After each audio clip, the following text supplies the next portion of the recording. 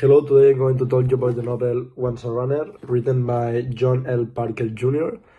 This book was published in 1978, becoming a cult classic book for ones that especially like sport and running. The story takes place in the world of the competitive running areas in the USA.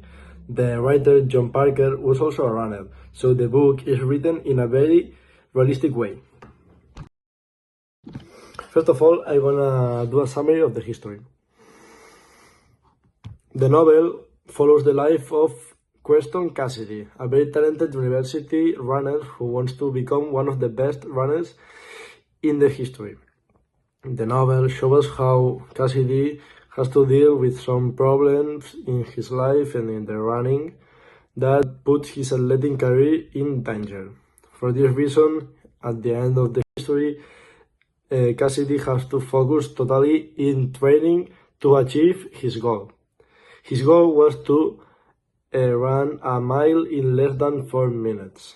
For this reason, he has to work a lot and change a lot of habits of his life to achieve it. In my opinion, Once a Runner is a very good novel, especially if you like the stories about sport or personal improvement. What I like the most of this book is the realism that the book takes, for the reason that John Pollock was a runner. So he describes really good how trainings, competitions, and all the things that happens in the story are due to the reason that he lived it in her own self. For this reason, I recommend this book especially to people who love sports, motivation, or personal growth. It's a story that makes you think about the whole life, not only sports, but it's a fact that it's focused in sports. It's a really good novel for this reason. It makes me think a lot of how I work in my life and many things that I can do to improve it. And I love the stories that make you think and reflect about your life. I think that it's a really good story and I recommend you to all my fans. See you in the next chapter. Hi, today I'm going to talk about Picnic at Hanging Rock from Johan Lielsen. It is a mystery novel set in Australia and it happens during the early 1900s and it's full of mystery. It's not giving all time like clear answers, it's all time like making you think and doubt of all things that happens during the story. The main event of the book is a disappearance that happens in a school trip in a picnic at a hanging rock, as the title says. So let's go! The story begins when a group of teachers and students of Australian girls go on a picnic on the day of St. Valentine's. At first, everything seems calm, the weather is nice and the girls are having fun. However, during the afternoon, some brave girls decide to go to explore to places that they weren't supposed to. While they are exploring, something very strange happens.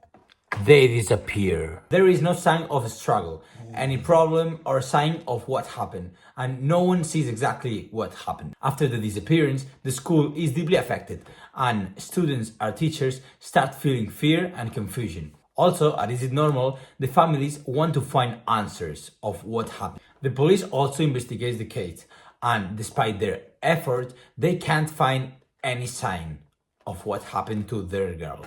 As time passes, the mystery remains unsolved, and it creates an uncertainty atmosphere in all the country. In my opinion, the main theme of the book is mystery and how maybe some things cannot be explained. Also, nature is one of the main topics of the book. We can see this because the author describes the hanging rock as a main character, making it really important for the reader. And finally, and in my opinion, the most important topic is the limits of humans, because as I said in the beginning of this part of the video, there are things that maybe cannot be explained just for humans or science, and this book reflects it very well. In my opinion, this is a very unique book.